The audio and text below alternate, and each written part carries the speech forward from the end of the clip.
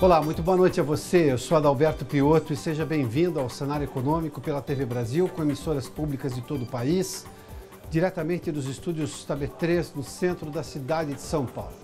Em tempos de Fórum Mundial da Água, cuja abertura oficial foi hoje em Brasília, com a presença de chefes de Estado e de governo de vários países, os números sobre a limitação do acesso à água no planeta chamam a atenção.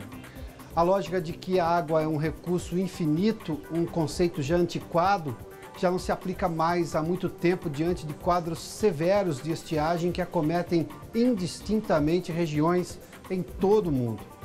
97,5% da água existente no planeta é salgada, o que a torna inadequada ao consumo humano. Dos 2,5% de água doce restantes, 60% são de difícil acesso porque se concentram nas geleiras. 30% são águas subterrâneas e apenas 1% está nos rios e lagos, ou seja, na superfície. Segundo a Organização das Nações Unidas, 1 bilhão de pessoas está a mais de 1.000 metros de distância de uma fonte de fornecimento, situação que as define como carentes de água. A discussão do Fórum em Brasília, que se justifica por todos esses números, é o assunto principal da abertura do cenário econômico, que já está no ar. E nós começamos já com informações do 8º Fórum Mundial da Água na capital federal, onde está a repórter Mariana Jungmann, que acompanha de perto o evento. Daqui a pouco a gente tem sim os destaques, agora sim, confirmado. Me disseram aqui na escuta dizendo que Mariana não estava a postos, mas sim, Mariana está em Brasília e a postos para falar do Fórum Mundial da Água. Mariana, boa noite.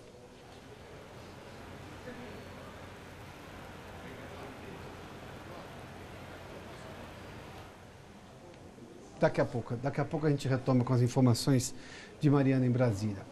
Bom, só para mostrar alguns números globais sobre fontes de água e acesso à população, dos quais nós falamos no início do programa, nós temos aqui dados sobre os recursos hídricos no Brasil. O nosso país é rico em água, mas sofre igualmente de distribuição irregular. Nós preparamos alguns comparativos que dão a exata noção do problema. Vamos lá, para a primeira informação. O Brasil tem só o Brasil tem 12% de toda a água doce disponível do planeta. A região norte tem 80% de toda a água, mas só 5% da população brasileira. Isso mostra claramente a irregularidade na distribuição do manancial de água doce, de água disponível para a população. Seguindo exatamente na segunda tela, nós temos uma outra informação. As regiões próximas ao Oceano Atlântico, ou seja, mais próximas à costa brasileira, tem 75% da população e 3% de recursos hídricos. Ou seja, claramente nessas duas primeiras telas, onde tem mais água, tem menos gente, onde tem mais gente, tem menos água. Esse é exatamente um problema que faz com que o desafio para suprir essa população, sobretudo onde existe uma densidade demográfica maior, que é justamente nas regiões costeiras do país. Isso inclui, por exemplo, um pouco antes ali, ou seja, toda essa parte que foge do interior do país e se aproxima da costa, se aproxima do oceano, da divisa com o oceano, é onde está concentrada a maior parte da população brasileira. E onde se tem exatamente uma escassez maior, se comparado, por exemplo, à região amazônica, que tem uma oferta abundante de água, mas que tem muito menos gente vivendo naquela região. Vamos lá, um último dado sobre essa questão da água. 1 bilhão e 900 milhões de pessoas vivem sob escassez de água. E até 2050, segundo a Organização das Nações Unidas, esse número pode passar de 3 bilhões de pessoas. E quando se fala sobre escassez, são exatamente essa situação. A pessoa que fica pelo menos 1 quilômetro longe de uma fonte de água e não tem sequer pelo menos 20 litros de água por dia para consumir. O consumo per capita, a gente falou disso outro dia, aqui no Brasil chega a 180 litros, oscila entre 160 e 180. Mas a ONU considera que seja pelo menos razoável, ou seja, o limite do suportável é que a pessoa tenha pelo menos, a menos de 1.000 metros, 20 litros de água e água potável. Bom, falando um pouco sobre a economia desse primeiro semestre, a economia registrou uma pequena retração em janeiro, de acordo com o Índice de Atividade Econômica do Banco Central, que costuma ser apontado como uma prévia do PIB, embora use metodologia diferente da do IBGE. Houve queda no comparativo mensal, ou seja, quando a gente pega janeiro em relação a dezembro do ano passado, e crescimento no comparativo anual, ou seja, em relação a janeiro deste ano com janeiro do ano passado. Nós temos os números ali, isso tudo foi divulgado hoje pelo Banco Central, está ali, IBCBR, exatamente a sigla de Índice de Atividade Econômica. Agora, de janeiro, chegou uma queda de 0,56% em relação a dezembro. Dezembro, claro, a economia é sempre mais aquecida, janeiro há uma recuperação por parte das indústrias e o comércio é sempre mais fraco. Em janeiro de 2016 2017, esse é um dado interessante, houve um crescimento de 2,97%, ou seja, se em 2017 a gente tinha vários números que mostravam claramente uma recuperação econômica em relação a 2016, os números eram bem importantes, mesmo nessa queda do IBCBR, ou seja, do Índice de Atividade Econômica, que é uma prévia do PIB agora em janeiro, em relação a dezembro, no comparativo anual, ou seja, este janeiro está melhor do que o janeiro do ano passado, que foi um ano importante de retomada da economia. A economia cresceu o PIB de 1%. Essa queda do IBCBR é a primeira desde agosto do ano passado, quando a economia ficou no negativo em 0,32%. Há algumas ponderações necessárias sobre esse número. Primeiramente, a queda veio abaixo da previsão de mercado, que falava em até 0,80%. Além disso, janeiro é, como eu fiz menção há pouco, um mês de atividade industrial mais lenta e de comércio tradicionalmente mais fraco. As pessoas gastam, evidentemente, e consomem muito no final do ano. Há quem comece a apostar que o crescimento do PIB para este ano, dado esse número de janeiro, previsto em 3%, poderia ter dificuldade adicional para ser atingido. Por outro lado, boa parte desses críticos também não conseguiu ver o avanço da economia que se desenhava ao longo do ano passado e se confirmou com um PIB de 1% em 2017, superando de vez a recessão de 2015 e 2016. Ou seja, ainda é preciso aguardar um pouco mais. E três coisas movimentam muito a economia. O ano passado nós tivemos a agricultura, que surpreendeu com o crescimento no primeiro trimestre de 1% do PIB. Depois, no segundo semestre, nós vimos uma recuperação da indústria, mas ao longo do ano também, e isso impacta muito na conta do PIB, a gente viu o consumo das famílias aumentando. Tivemos, é verdade, o ano passado, um fato extremamente importante e merece ser citado. A liberação das contas inativas do Fundo de Garantia, do qual nós falamos com muita frequência aqui o ano passado. Aquilo injetou muito dinheiro na economia. Foi uma forma que o governo encontrou, levando-se em conta a crise de 2015 e 2016, liberar alguns recursos para retomar a economia. Fato é que no começo do ano passado não se tinha a confiança na economia que se tem agora, ou seja, boa parte das pessoas, se a recuperação do emprego se confirmar ao longo deste ano, ou seja, e inclusive ficar um pouco mais intensa, esse gasto das famílias também volta a aumentar, conforme a gente já viu em outros índices. E isso tem uma parte muito importante do PIB. Portanto, é cedo imaginar que só por causa do resultado do IBCBR, ou seja, do Índice de Atividade Econômica do Banco Central, de queda em janeiro, podemos não chegar aos 3% no final do ano. Ou seja, tem muita água para passar por debaixo da ponte e o rio, convenhamos, está mais caudaloso do que estava o ano passado. Bom, hoje, inclusive, saíram também as expectativas econômicas divulgadas pelo Boletim Focus do Banco Central e a grande aposta é que o Copom, que se reúne de amanhã até quarta-feira, corte mais uma vez a taxa Selic. Um corte previsto de 0,25 ponto percentual, nós temos lá os dados. As expectativas foram divulgadas sempre às segundas-feiras, hoje, segunda-feira, portanto. O PIB, que é um mês, a previsão era de 2,80, na semana passada cresceu para 2,87, hoje teve um pequeno recuo, talvez impactado inclusive por se imaginar que o IBCBR fosse um pouco menor. Mas mesmo assim nós estamos falando de um PIB, de um crescimento da economia de 2,83% nas previsões dos mais de 100 economistas e analistas de mercado ouvidos pelo Banco Central. A produção industrial continua subindo, ela de 3,51% ao mês, 3,97% a uma semana e 3,98% agora, se aproxima dos 4%. A indústria que sofreu muito no ano passado, aliás, em 2014, 2015, 2016 e também no começo do ano passado, mas já tem uma previsão de recuperação bem boa. Vamos lá para um outro dado, até porque está todo mundo, a grande notícia dessa semana é justamente qual vai ser a decisão do Comitê de Política Monetária do Banco Central. E agora nós temos dados de previsão de inflação aí.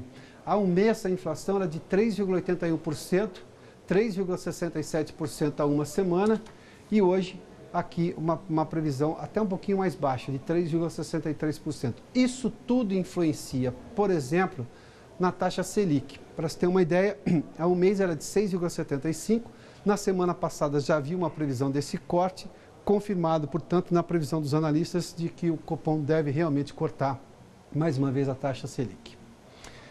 Bom, nós temos a informação, agora sim, Brasília, a Mariana Jungmann tem detalhes hoje da abertura, com a presença de chefes de Estado, chefes de governo do mundo todo, da abertura do Fórum Mundial da Água. Mariana. Oi, Piotr, boa noite. Pois é, foi um primeiro dia já bastante intenso por aqui, viu, Piotr? Eu falo nesse momento aqui da Vila Cidadã, aqui em Brasília, fica ao lado do Centro de Convenções Ulisses Guimarães, que é onde acontecem ali, de fato, os debates, os painéis do Fórum. Pela manhã, como você disse, ocorreu a abertura com a participação de 10 chefes de Estado, uma parte deles, inclusive, já veio para cá à tarde, participou aí de painéis, foi o caso do Príncipe Herdeiro do Japão, que participou como palestrante em um painel sobre água e desastres naturais hoje à tarde. E aí, nesse primeiro dia, os debates, como eu disse, já começaram intensos e começam a surgir também alguns documentos que vão ficar ali disponíveis, né, cartas de compromissos, para que os participantes possam, ao longo da semana, aderir e assinar essas cartas. Uma delas foi um documento, uma carta de Brasília feita por juízes e promotores que fizeram ali uma proposta para ampliar o direito de acesso à água, né, e a proteção aos recursos hídricos, então uma mudança de postura do Poder Judiciário em relação a isso. Outro painel que aconteceu aqui hoje foi com líderes empresariais, do qual também ali vai sair uma carta com compromissos desses líderes empresariais de grandes empresas do mundo todo, empresas ali de refrigerantes, de cervejas, do setor químico, enfim. Uma carta de compromissos para essas empresas inserirem esse tema nas suas propostas de negócios, pensarem na cadeia produtiva, em engajar ali a cadeia produtiva nesse tema. E aí, nesse painel também, esses líderes falaram sobre soluções que já estão usando para buscarem serem ali neutros em água, né? Que é um termo que se usa quando a empresa devolve ao meio ambiente a água limpa na mesma proporção que usou ali para a sua produção, seja investindo em reflorestamento, em saneamento básico, né, em projetos de saneamento básico ou outros projetos semelhantes. Piotr. Muito obrigado, Mariana. Bom, voltando a falar do ambiente econômico, o faturamento dos supermercados brasileiros aumentou 4,3% no ano passado, de acordo com dados divulgados hoje pela Associação do Setor. O Maurício de Almeida está no Rio de Janeiro e nos tem os detalhes dessa divulgação do estudo. Maurício, boa noite.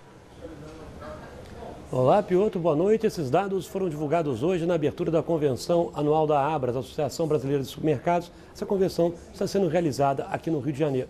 Depois de um crescimento tímido que o setor tinha registrado em 2016, uma alta no faturamento de 0,8%, no ano passado, os supermercados aumentaram bastante o faturamento, alta de 4,3%.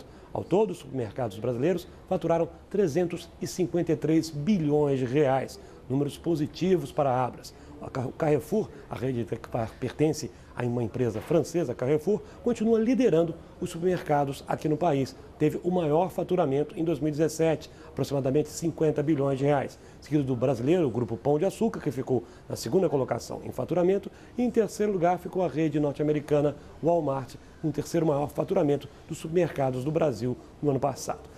Para esse ano, a Abras, a Associação Brasileira de Supermercados, tem também uma expectativa positiva, aposta numa alta de aproximadamente 3%. Isso levando em conta um último levantamento que eles fizeram com donos de supermercados, que 63% dos entrevistados acreditam que nos próximos meses os negócios vão melhorar, os supermercados vão começar a faturar ainda mais. No ano passado, os supermercados geraram 20 mil novos empregos e o setor de supermercados tem uma importância grande para a economia brasileira. Para se ter uma ideia, ele representa 5,4% do PIB, o Produto Interno Bruto do país. Piotr. Muito obrigado, Maurício. E a indústria brasileira perdeu competitividade no ano passado, apesar do baixo crescimento dos custos que ela tem. A conclusão é de um estudo divulgado hoje pela Confederação Nacional da Indústria. A Vanessa Casalino tem mais informações aqui em São Paulo. Oi, Vanessa, boa noite. Oi, Piotr. Boa noite para você, boa noite a todos. O aumento no indicador de custos industriais foi pequeno, 1,6% no último trimestre do ano passado, na comparação com os 3 meses anteriores. E o que mais subiu foram os custos com energia, 4,3%, com destaque para a alta de 11% no preço do óleo combustível e de quase 3% da energia elétrica. Com isso, o indicador de custos industriais fechou 2017 com uma leve alta de 0,6% na comparação com 2016. O segundo menor aumento desde 2007, quando o indicador começou a ser calculado. Já entre os componentes do custo de produção, o custo com pessoal foi o que mais subiu no ano passado, 3,8%, na comparação também com 2016. Já o custo com energia ficou em 3,4%. Custo tributário e capital de giro recuaram. De acordo com o estudo da CNI, em 2017 as empresas conseguiram recompor as margens de lucro, mas continuaram perdendo competitividade para os importados. Isso porque, apesar de os custos terem subido pouco, os preços dos produtos manufaturados aumentaram 1,6% aqui no mercado interno no ano passado. Já os preços dos produtos manufaturados importados caíram quase 8%, Piotr. Muito obrigado, Vanessa. Bom, daqui a pouco nós temos os números do mercado financeiro, dia de baixa forte do Ibovespa, com repercussão negativa sobre o noticiário político doméstico aqui no Brasil. Há um julgamento no Supremo que atrapalhou muito hoje o comportamento do mercado financeiro. A gente volta daqui a pouquinho.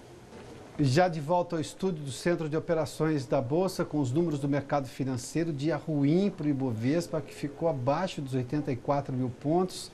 Uma das razões, tem uma movimentação na Bolsa de Nova York, isso puxou também, influenciou o resultado do Ibovespa, mas a principal causa é uma causa doméstica aqui, na verdade de expectativas em relação à política.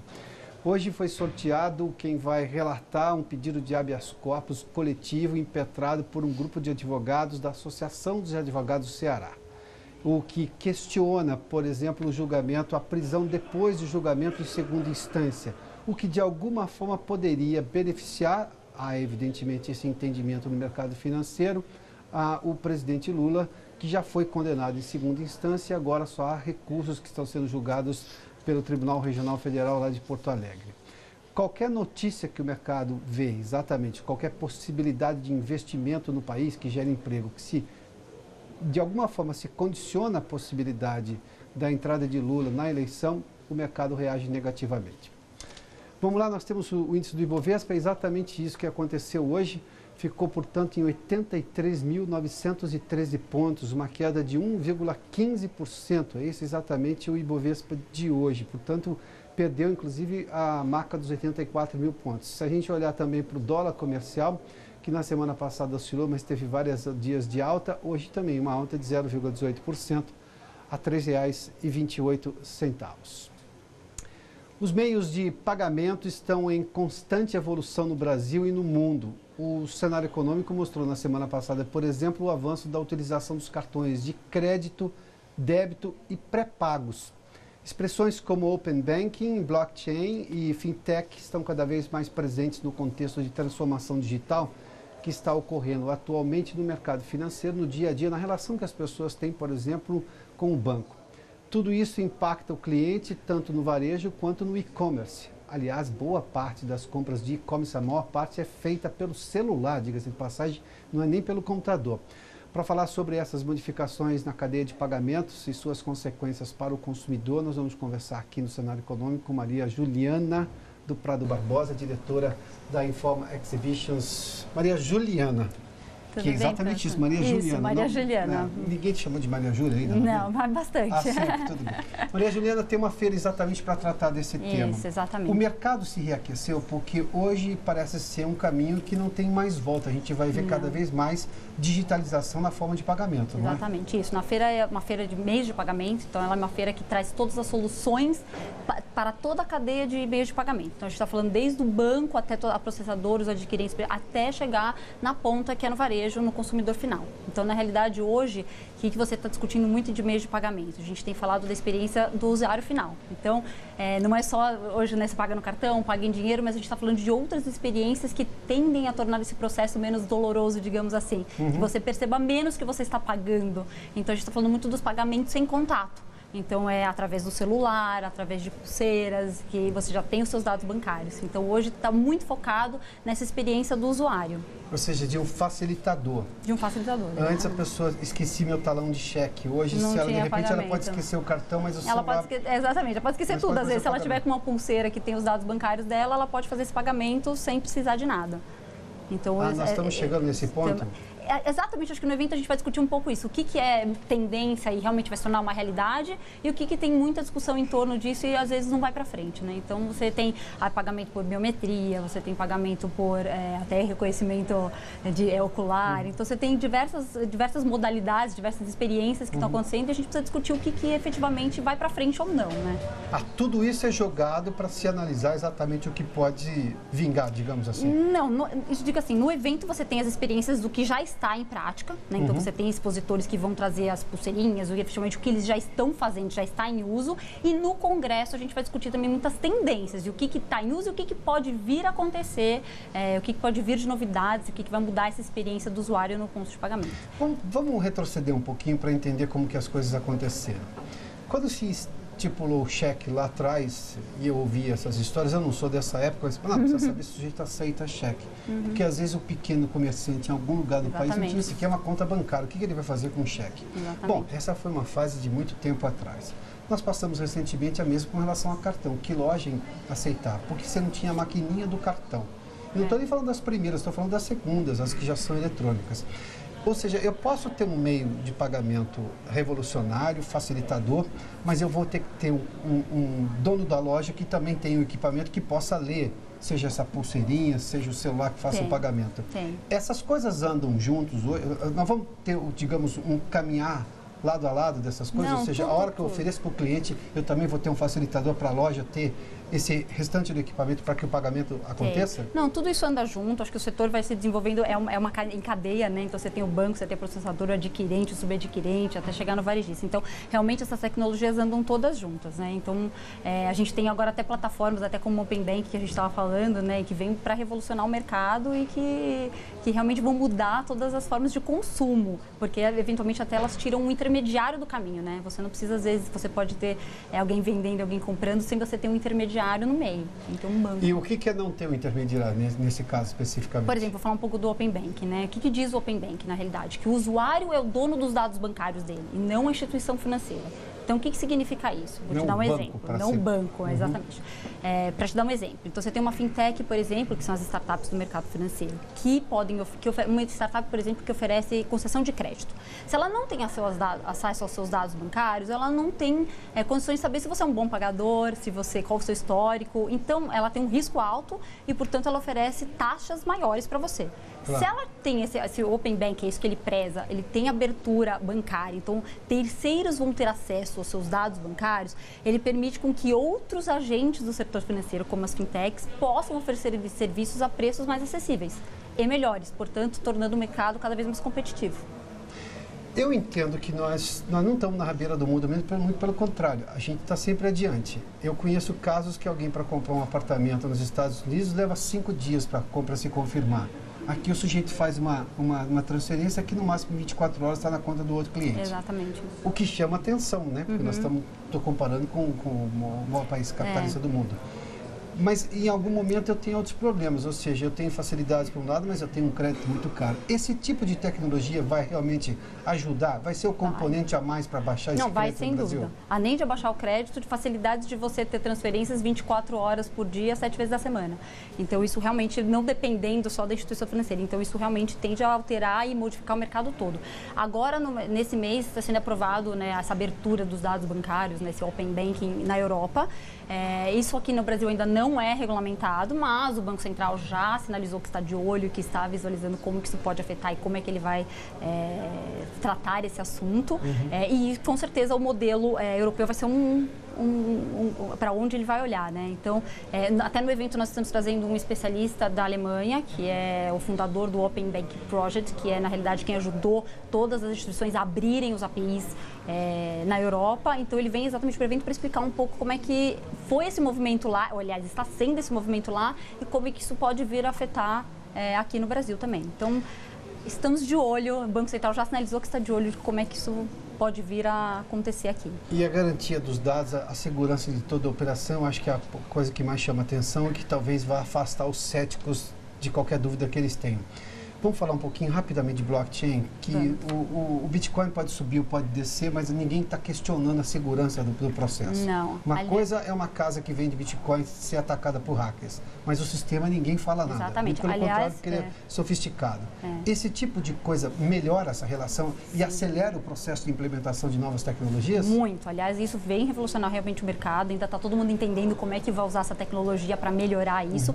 Mas o blockchain, ele é um banco de dados em cadeia. Então, é difícil você quebrar a cadeia inteira. Então, acho que isso que é como se fosse Legos, pedaços de Legos que tem dados e que você junta com cola. Então, uma vez que você junta, você não tem como quebrar essa cadeia. Então, na realidade, esses dados são muito seguros e isso vem para revolucionar o mercado. Então, o blockchain foi o que impulsionou as criptomoedas, né? Então, no caso, o Bitcoin aconteceu e teve toda essa segurança de acontecer por conta do blockchain. Então, isso vai ser utilizado em todos os setores, eu acho que não só no bancário, mas a gente vai poder usar em diversas transações. Ele é, na realidade, um seguro para fazer qualquer tipo de contrato e qualquer tipo de transação. Então, ele vai muito além só de instituições financeiras e transações bancárias. Rapidamente, a feira acontece de que dias? A feira acontece de 15 a 16 de maio no Transamérica. Então, uma feira de Future Payments. Então, ela vai tratar de todo o futuro dos pagamentos. Antecipamos bastante a história aqui no cenário econômico.